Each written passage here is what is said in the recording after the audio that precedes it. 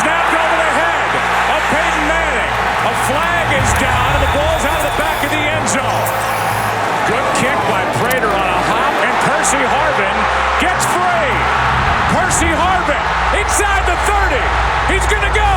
Touchdown, Seattle.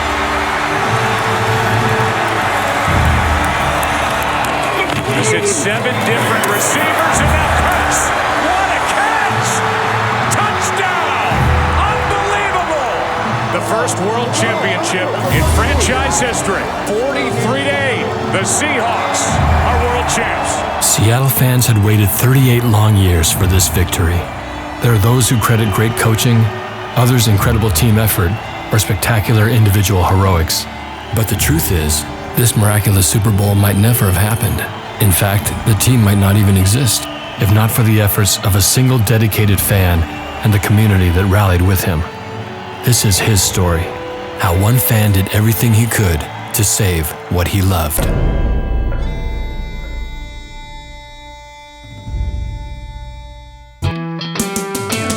To talk about the 12s, you're really talking about Seattle fans in general.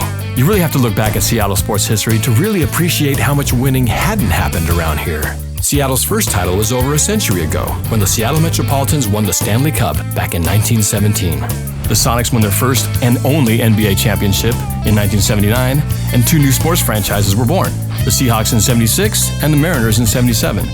The Kingdom was erected in 1976 and became home for both those teams.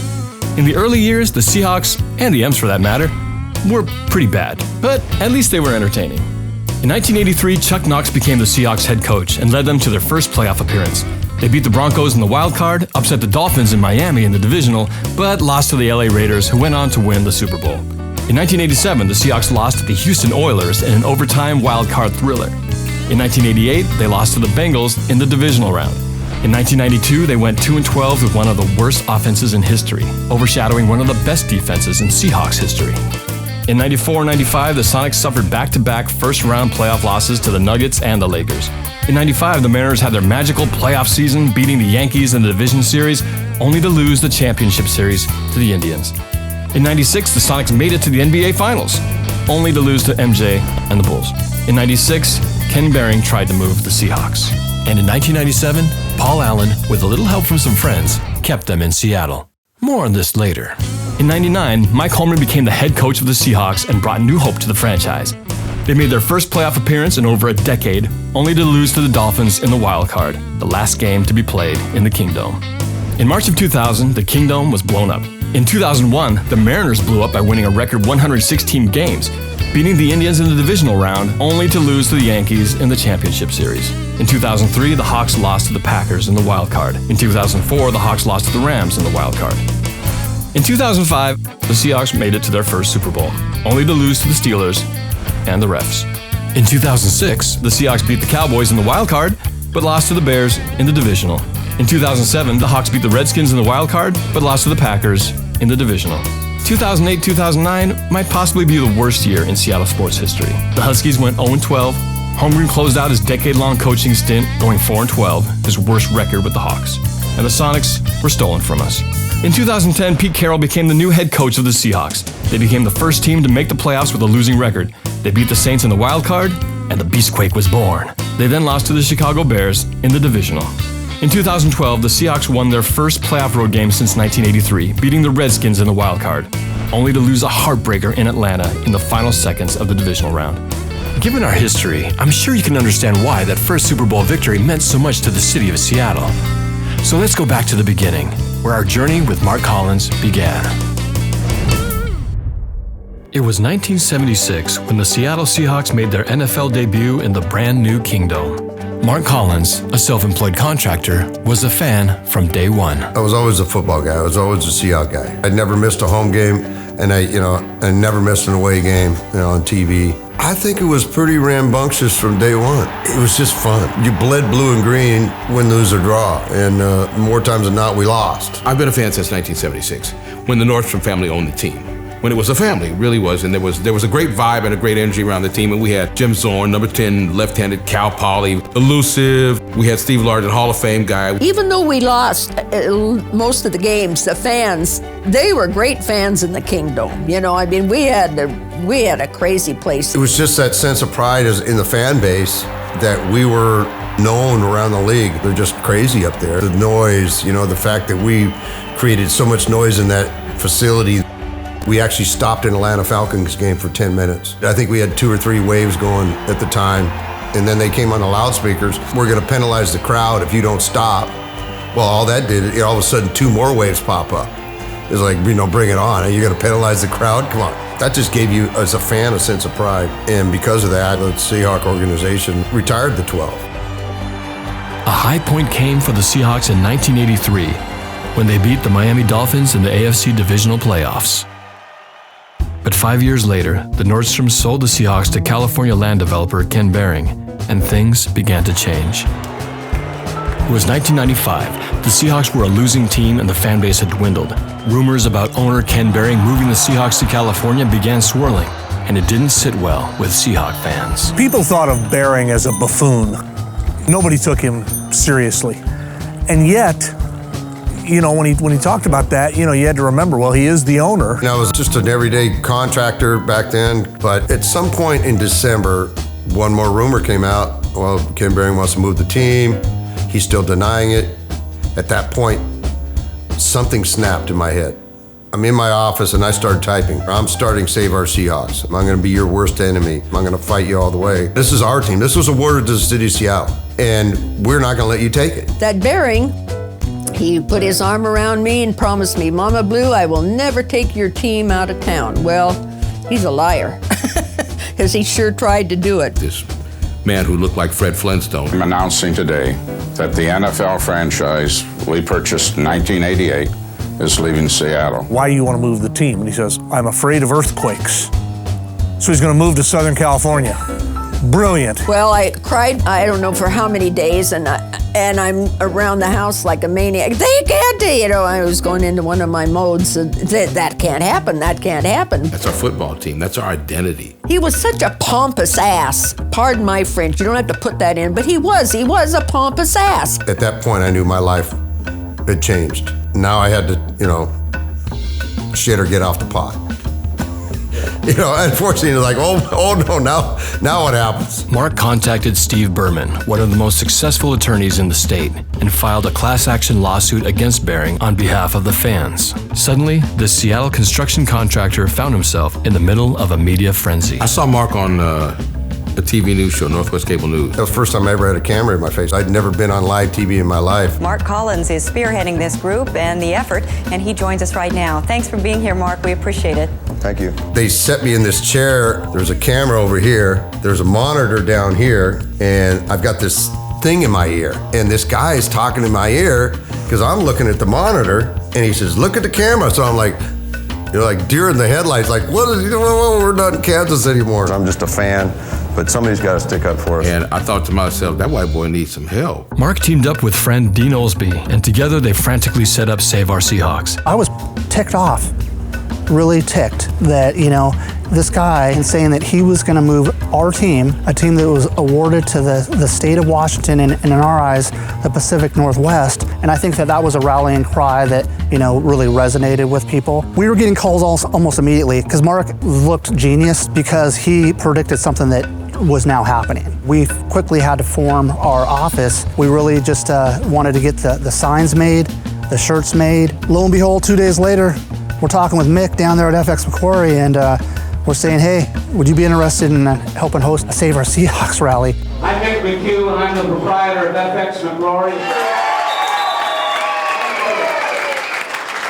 And that's where he met diehard supporters like Mama Blue. When I met him, he said his name's Mark Collins, and I said, oh, you must be Tom's brother. I thought he was a drink. And wanted to know if I wanted to join in.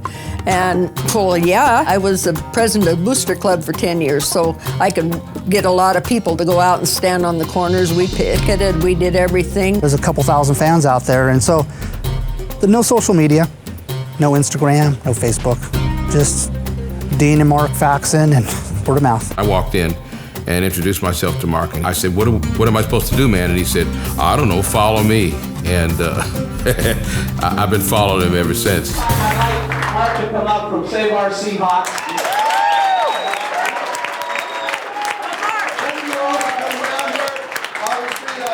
I did this not only because I'm a fan, but also the economic benefit to this state. It's interesting because we are such dynamically different personalities, and yet we're friends. This man is a drummer in a country western band. You got to know and understand something. It's been my experience in every nightclub I've ever been. Country western music on the jukebox automatically Negro-proofs the premises. So I want you to imagine this white dude, cowboy hat, who I saw on TV, is a drummer in a country band. There's nothing about me that digs country music, yet we became friends. Our bond, obviously, our common bond, was A, the love of our football team, and the fact that B, we're both Seattle guys, man. There's something about being from here before everybody moved here. I still remember Gary Locke. He was, at that time, the county executive. He was on a table at FX McCrory. He was screaming. He was like, he was shaking his fist and just enraged at the possibility that we might lose this team. And people came out, the groundswell of people around the front of FX McCrory, where you could still see the Kingdom. That was when I met Jenny. Jenny was also a diehard Seahawks fan who also turned out to be the love of his life. She, like him, a Ryball Seahawk fan. She was wonderful. She was the sweetest. Oh my God, I love that girl. I nicknamed her Redhead. Beautiful woman. Jenny Red Collins, I called her. So beautiful inside and out. You talk about polar opposites. Mark is very quick to jump into a conversation and let things know how he feels. And Jen was very, very soft-spoken, very, very pretty lady, and she was a really good country western dancer. A lot of spunk, like Mark. I think that's why they were so incredibly probably attracted to each other. Because she'd tell you exactly what was on her mind. Like Mark, both of them subtle as a blowtorch. We were still boyfriend, girlfriend, and I was just a devout bachelor at the time. She was a big part of Save Our Seahawks early on. She was an integral part of all of that. She was his back and his support, and I think she obviously believed the Save Our Seahawks movement. She wanted to support Mark. I think she knew he was onto something here. We were getting calls from New Jersey, New York, Minnesota, Montana, people from all over the United States and outside of the United States wanting to know where they could send a check and to get a t-shirt and what they could do, and it was overwhelming. I mean, we had no idea the amount of support the Hawks had. It was amazing to see. To have any chance of saving the Seahawks, Mark knew he had to keep the Seahawks in the public's eye, no matter what. So guys joining me here, to your far left, to my far right, it's Dean Olsby from Save Our Seahawks, and the gentleman right here closest to you in the kind of Seahawks green. Hey, that's close enough. It works. That's Mark Collins. Now, what are your roles? Are you like the president, Mark, or chief executive officer of Save Our Seahawks? Well, we're the founders of Save Our Seahawks, and the two of us together have tried to facilitate the fans and get the energy up, obviously, to keep the public attention on this issue. We had meetings at Gary Locke's office and being told, hey, you do this, do that, or this is what we think you should do. But if you basically being told behind closed doors, if you get in trouble, we don't know who you are. We've never talked to you. He's as hard-headed an individual as I've ever met. I mean, he started calling the show. He was a pest.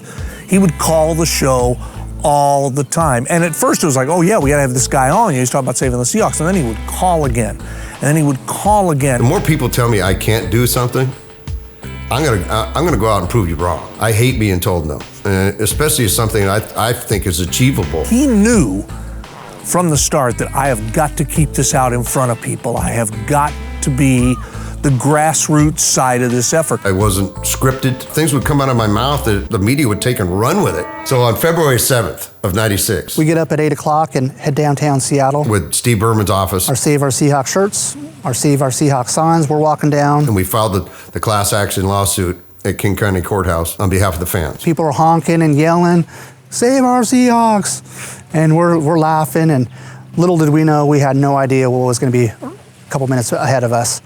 We get in that elevator with Steve Berman, and he said, okay, we're gonna go upstairs. And the elevators open up to a sea of media people. And there is 8 cameras in our faces. You talk about the ultimate rookies in regards to dealing with the media, that would be Mark and Dean. And I looked at the lawyers, I said, well, you guys better go say something. He says, it's your baby, dude. They wanted the story, and they were gonna get it. One of the reporters asked me, what are you gonna do? And I go, Well, we're going to circle the wagons. And a couple days later, this political cartoon comes out. Gary Locke and everybody, you got the Kingdom, and us all circling with the covered wagons and whatnot.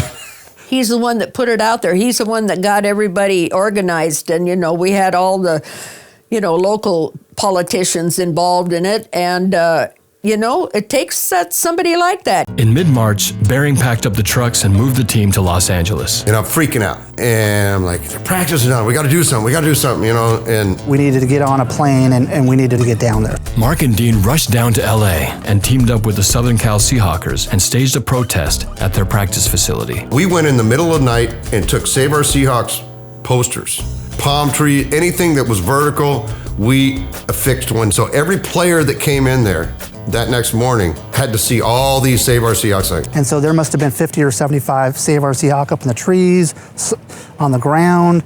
We had to put a shirt out there. As they were driving through, there was absolutely no way that they could miss that Save Our Seahawks had arrived in Los Angeles. We had the cameras down there, the TV stations. The media guy is asking me, what are you going to do after you're done picketing day? And I looked right in the camera and go, we're going to Disneyland.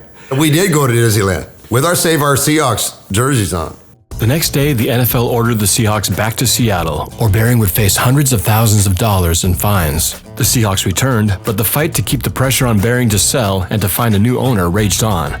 Even Paul Allen wasn't interested in buying the team in the beginning. I'd contacted Paul Allen's office at length on more than one occasion, and just point blank, we are not interested. You got to look elsewhere. And maybe the best thing about Mark is that I don't know that he has an ounce of cynicism in his body.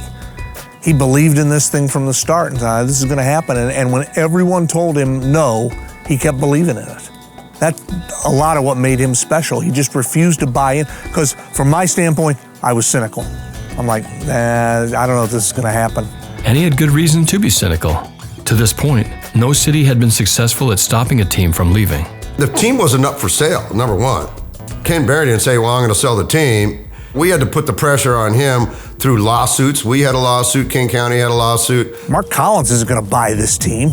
Who's going to buy this team and make it happen? So it was very easy to dismiss him, except he's an impossible force to dismiss. He was like a bee at a picnic, man. He would not give up. As the Save Our Seahawks movement gained momentum, it didn't take long for powerful institutions like the Seattle Sports and Events Council to take notice. They wanted the influence that Mark and Dean's little Grassroots group had. The Seattle Sports and Events Council had contacted Mark and I, brought us up to this big fancy building, and promptly let us know that he thought it would be in the best interest of Seattle Seahawks football and Save Our Seahawks for us to collectively hand this over to Bob Gogarty, which was a person that did political campaigns and so on and so forth. He got that out, and Mark said, no, absolutely not. And he looked a little stunned, and why not? And Mark communicated that this was a grassroots organization. If we hand this over to a political campaign, it's going to lose just what it is. It's grassroots.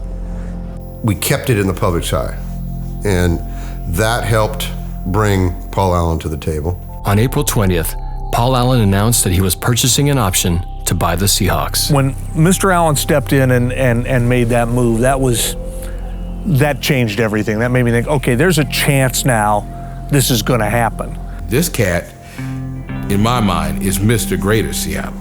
That would be Paul Allen, and we are so lucky to have this cat. Oh, we were ecstatic. We're now seeing there's maybe a light at the end of the tunnel. But that tunnel still meant 14 more months of campaigning ahead of them. For Dean, that was simply more than he could handle. We realized at that time that this is a much longer fight. We had 14 more months. I got, a family at home. I got a lot of stuff going on.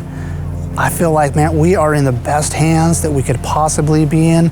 So for Dean, I've got to take a little bit of a step back here. He just let it to be known that I can't do this for another 14 months. So I was kind of left on a ship by myself to fight for the fans. I mean, even though, Paul Allen came into the equation, we still needed to have some kind of a voice for the fans.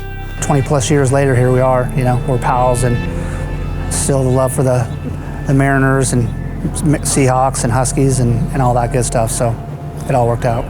For the next 14 months, Mark put his life on hold to reach the end of that tunnel. We had to come up with not only the stadium design, we had to come up with a funding package, and we had 14 months to do it. We had to get the legislature to allow us to have a vote. The fight had just begun at that point. We got the player. Let's keep them in the game. Man, a bunch of work to be done because we had to sell that stadium. There were 3 possible stadium options: renovate the Kingdome, renovate Husky Stadium, or build an entirely new stadium. One option quickly disappeared. Well, Paul Allen has given up on ideas for Husky Stadium. The Microsoft co-founder holds an option to buy the Seahawks. He was proposing refurbishment of the UW Stadium for NFL play, but neighborhood opposition won out. KIRO's Lisa Hughes explains. Just days ago, Paul Allen dangled millions in front of the university to improve traffic and parking. He wanted the Seahawks to compete in Husky Stadium, and he was willing to subsidize the improvements to reduce the impact the team might have on the campus and surrounding neighborhoods. Allen has withdrawn his request. In a letter to UW President Richard McCormick, Allen says Husky Stadium is no longer an option. Hundreds of residents who live near the stadium sounded off early, making it clear Allen's idea would not earn their support. Allen met with McCormick earlier this week. The school president reportedly told Allen the Husky Stadium proposal would not earn his support. With Husky Stadium out of the picture, Paul Allen's options are more limited than ever. From the perspective of his football organization, perhaps the only viable option left is the demolition of the Kingdome and the construction of a new stadium, an option that right now is getting little support, if any, from the county. Renovate the Kingdome or build a new stadium. Mark was determined to make sure the choice would be decided by the people. You know, I think it's a travesty, if the voters of this state don't get a chance to vote on this. Seahawks fans argued that lawmakers need to give the people a chance to vote on the plan. Just give us a chance to vote on this. This is a good package. It's a fair package. And I want everyone in this place to go home tonight, to call your representatives and say, vote to let us vote in June. We'll have this done on hopefully June 17th. We'll have a new owner in Paul Allen.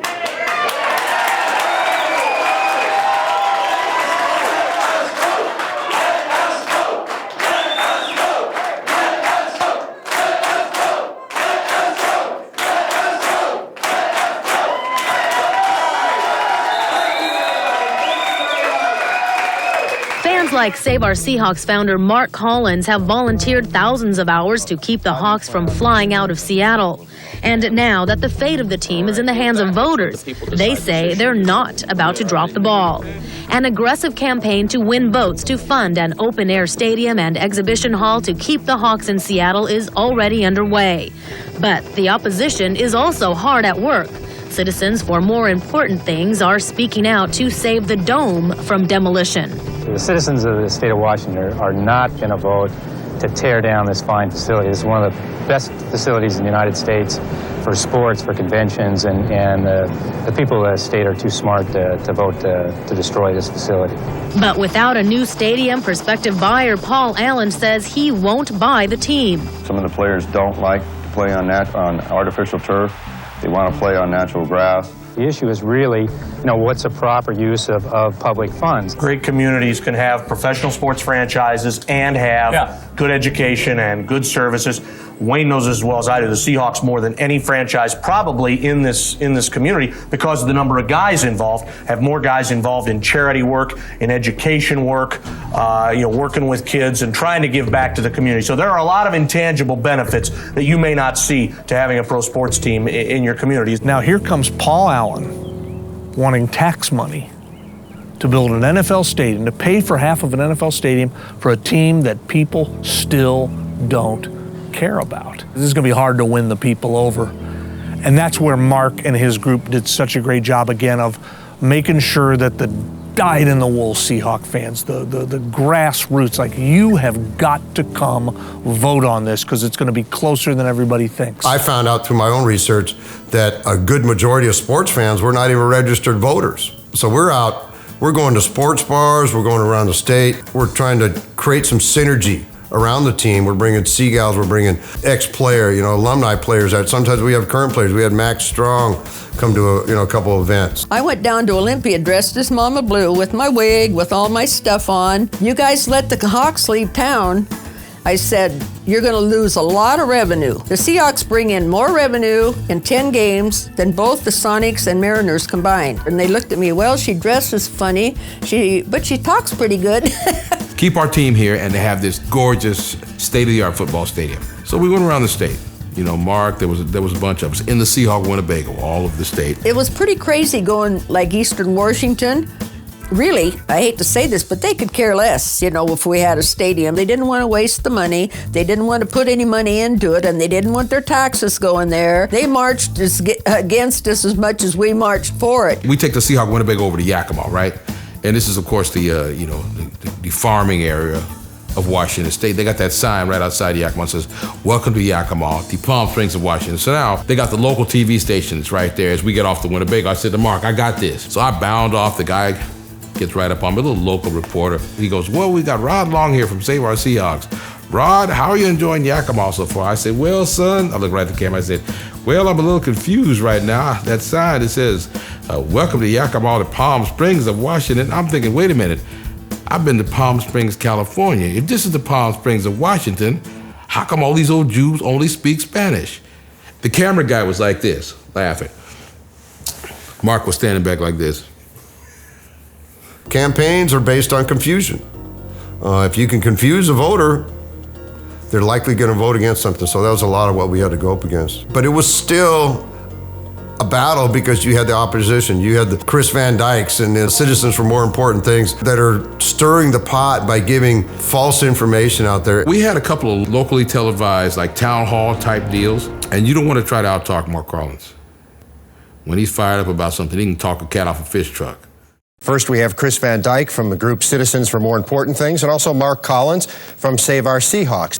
Mark, first of all, do you think that people will come around, and why do you think they should? Well, first of all, I think they will come around. I think we're actually encouraged by these first polls. I think once we get the proper information and the facts out there, I think they will come around, yes. Our job is simply to remind people that the sports people didn't want to pay for the stadium. Why should everybody else? Our poll indicates the no vote on the Seahawks Stadium, and this was done about 6 weeks ago, at 66.5%. And Mark, why should people who don't care about the Seahawks or care about football vote yes for this? This is a chance for for the whole community in the entire state, to step forward and look to the future and go right into the 21st century with some great vision. We're not asking for new taxes; it's just an extension. The arguments for the stadium don't make sense. I think they do make sense. It's predominantly user tax. The hotel industry is behind this 100% because they know they're going to lose more by losing this team. The sports fans get on the phone and they say, give them anything they want because we don't want them to leave town. We cannot do this anymore. You're kicking the Mariners out and the Seahawks out? No, I'm calling their bluff. They would be... Maggie, give me a minute here. They would be crazy to leave this town. Maggie, you're hogging the mic. The city of Seattle spent $40 million on the Opera House, holds 2,500 seats. We didn't get to vote on that. I don't go to the Opera, but I support it because it's good for our community. I mean, the Seahawks are good for our community, and they bring in a lot more money than our Opera. Gives you national exposure. They don't. Hey, I have no problem. We need to come to the table here with open minds. He loves the good cop, bad cop. We gave each other that label. He can play bad cop with the best of them. I'm always good cop. I'm black. I don't want to get tased. You understand what I'm saying? Let's cut to the chase here. The issue is players' salary. Why is that an issue? You're blaming the players for the financial debt of the kingdom. You're blaming the players for the debt. How can you blame the players for the debt? Because that is just absolutely ridiculous. The election was swiftly approaching, and Mark, having sacrificed everything he had, knew it was an all-or-nothing scenario. I was living on credit lines, credit cards, whatever it means. I had no income because I really wasn't working. I mean, this was a full-time job, and at the end of Save Our Seahawks, I had a debt of over $100,000 that I'd run up doing this campaign. Nobody asked me to do it. It was my own free will. I mean, somebody had asked me before, did I ask the Seahawks to pay me back or Paul Allen to pay me back? No, I didn't, because it wasn't something like they didn't ask me to do it. So I didn't figure it was their problem, So after Save Our Seahawks, that's when I'd put a mortgage on my house to pay off the debt that I'd run up doing Save Our Seahawks. 2 or 3 weeks before the election, I had this gut feeling we're gonna lose. I was scared to death that we were gonna lose that thing. Because had we lost it, more than likely, Paul would have walked away. When I said yes to help save the Seahawks, I meant that I do my part in building something for the future, personally and financially. If you vote yes, I'll do what it takes to make the new stadium and exhibition center a success. I stand by that commitment. But if you say no, that means no for me too, because I'm not going to do this without you. When I said that you'll have the final say, I meant it. Together, we can leave something for future generations. Just days before the vote, while campaigning in Ellensburg, an incident happened that could have cost Save Our Seahawks the election. We had been out partying, and I forget who it was who was driving. He perhaps, though the thievery laws weren't as strict then, he perhaps was somewhere near, if not around the legal limit, but driving a Winnebago with Cortez Kennedy on the side, about to kill a quarterback, And he blew a four-way stop, and it was like, I think it was Ellensburg, and the cop did a U-turn. And when he came back, Patrice, cheerleader, Seagal, who happened to be black, had switched places with the driver who happened to be white and male. And the cop comes up to the window, and he goes like this. He looks at her, he looks over at him, sitting where she was, and he says, "You guys must really think we're slow over here in Ellensburg." He let it slide, by the way, but it was hella funny, man. Any kind of bad pub like that could have just swung things the other way. This election will come down to a photo finish. Yeah, I was very nervous. We were all nervous down there at FX. The early results came back. We were down bad. Spokane County, 63% of the people rejecting the new stadium. I'm thinking, what am I going to do now? I said I'm going to save the Seahawks. I don't have a plan B. The tallies would come in. They'd tell us the votes and how many. And it was so close. Here are the very latest statewide figures, 50-50. It wasn't until later in the evening when it started to look like things were going to turn our way. I'm very optimistic at this point. It is winning with 90% of the votes counted, 51 to 49%. The stadium initiative had passed. Oh my gosh, that night it was like heaven. It was unreal. It was like, we did it. I have an incredible team of people worked on this and made it happen. And Paul Allen, bless his heart, he was over there at the train station playing his guitar and had people riled up. It's the only time in my life I've ever seen him play guitar, and it was fun.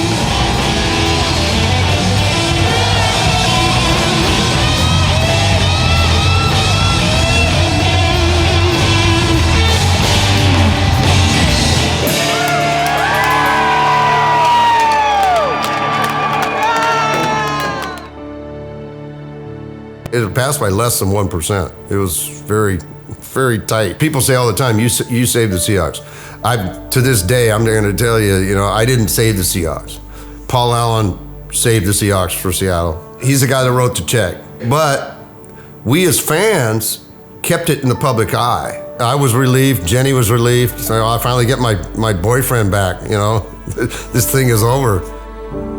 She wore me out. I never wanted to get married, but she wore me out. We got married on December 20th, 2001. It was a time of relief, joy, and celebration for Mark, Jenny, and the entire Seahawks community. The new Seahawks Stadium opened on July 28, 2002. Mark and various members of the Save Our Seahawks team were on the field for the inaugural ceremony. Unfortunately, for Mark and Jenny, the celebration didn't last long. In the spring of 2004, at the young age of 34, she was diagnosed with lung cancer. She had this positive attitude, and she wasn't going to let anything beat her, mentally. She was doing chemo once a week. She was doing radiation 5 days a week. And they were trying to get it out of her lymph nodes. And if they would have got it out of the lymph nodes right out of the gate, then they could have just removed the lung, and she'd probably still be with us today. She fought a fight. She's bound and determined. I'm going to beat this thing. But I watched what was a drop-dead, gorgeous woman that not only loved me to death, but she loved her sport, she loved her Seahawks, she loved everything. She was not going to let this thing in cancer beat her. Even though she may have lost the battle physically, she did not lose the battle mentally. Bless her heart, you know. It was a pretty tragic thing, but you know, she was just beautiful. She was just awesome. I just loved her. We had so much fun. What more could you ask for? I think he found, you know, the love of his life, and I know he'll just never find anybody like Jenny, but they were a beautiful couple and sincere, heartwarming. They just had the best of life, you know, and it makes me sad because I just think, doggone it, some things aren't fair in life. You know what I mean? And then fair is not it's a four-letter word, but sometimes it's not a nice one.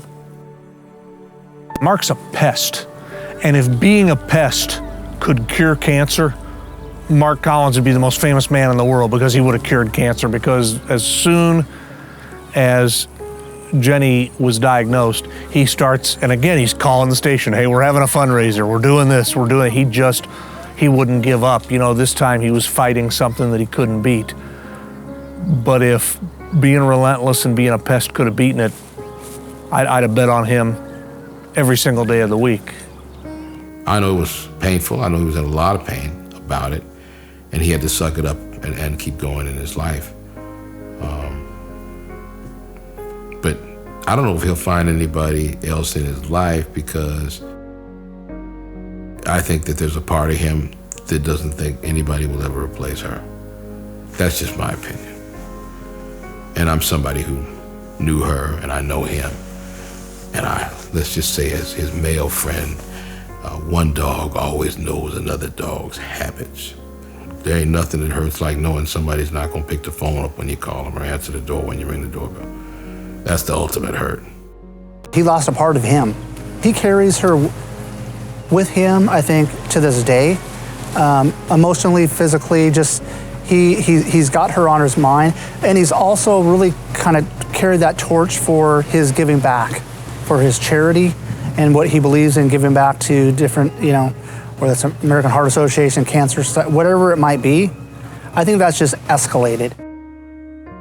The last game that she got to see at the Seahawks was her 36th birthday, and it was January 22nd of 2006, and that was the game that took us to our first Super Bowl and against the Pittsburgh Steelers. She got to witness it only because we had friends that had a suite, and they put her in the suite. Doctor didn't want to go. Blood counts were too low. The Seahawks gave Mark and Jenny 2 tickets to the Super Bowl. Unfortunately, due to her condition, they could not attend it. Instead, they sold the tickets and put the money towards medical expenses and watched the game from their favorite rally spot, FX McCrory's. Jenny passed away on September 11th, 2006. Mark and the Seahawks held a memorial service for her at the new stadium. Mark vowed he would someday take her to the game she missed. I still have her Seahawk coat, and I wear it. The game that sent us to Super Bowl 48, and I remember sitting in the stands, and I'm wearing her coat, and I'm looking up. It's that last couple minutes, and the San Francisco 49ers are driving. He's got Crabtree, and Crabtree is down inside the 30 to the 29. And I looked and I said, girlfriend, if you got anything left, bring it now, because I need you. And it wasn't less than 30 seconds later that Richard Sherman tipped that pass and sent us to the Super Bowl. So now the emotions are overwhelming. And one of the first thoughts that came to me is, I get to take Jenny to the Super Bowl. And I took her coat. And that's, talk about fulfilling a bucket list, and maybe not a verbal promise, but an emotional promise, because she didn't get to go to the other one. And now she gets to go. In the days leading up to the Super Bowl, Mike Gastineau wrote an article about Mark and Save Our Seahawks, which resulted in an unexpected surprise. Don't get me wrong, I'm not the one that saved the Seahawks. Paul Allen, you know, best owner in all professional sports as far as I'm concerned, he's the one that saved the Seahawks. I just helped facilitate that, and I was able to be a voice for the fans when, when the fans needed it. Mark, we loved your story, And so did a New York Times best-selling author. We've got Debbie McComber, who's widely renowned in Seattle as well. She actually has a big surprise for you. You have no idea. Our family wants to give you a ticket in the 100 level on the 40-yard line. So here you go, Mark. Wow. Are you getting chills right now? What do you think about all this, Mark? I got goosebumps. I got goosebumps. You know, this is my wife's coat that I wear to every game, and wow. I had an awesome seat at that Super Bowl, and got to take her coat there. And to me, that was, you know, she was there the whole time, rooting them on. I think she was there at the champ game. And she might have been there helping Richard Sherman. You know, a lot of people aren't going to believe that, but you know, if I want to believe it and I want to think it, I guess that's my prerogative. If in a person's life they can have a bright torch they carry for two passionate things, and he carried that torch for the Seahawks, and then he carried that torch for Jenny, and very similar. You know, he's carrying the torch for the Seahawks against kind of a wave of cynicism and negativity, and then anybody who's tried to fight cancer knows, man, that's a brutal bitch of a fight, and he wouldn't quit. And I'm sure Jenny's last breath was being drawn, and Mark was still like, nope, we're gonna find a way to beat this, because that's just how he is. I think that's why he was such a perfect guy for this cause, because he wasn't coming from any place other than, look, we can't let this team go. This is too much fun having an NFL team here. It's too important to our history. We wouldn't even be here if it wasn't for Mark Collins. I wouldn't even be talking to you because there would be no reason to. There wouldn't be a team. His heart was there, and he went into pretty big bucks in his house and everything to do whatever he did, and his heart was there too, and he loved the Hawks, and he just stepped up to the plate, and the rest of us fell in, and we couldn't have done it without him. The catalyst, the guy who said first and foremost, this ain't happening, was Mark Collins. Because you got to have somebody who starts it. Guess what? You know when people ride, it ain't a bunch of people who all get together and go, you know what, man? Let's start a riot. You get one person who says, you know what? And then everybody else goes, wait a minute. Next thing you know, it's showering rocks because everybody's throwing them. But somebody's got to pick the first rock up. Mark picked the first rock up.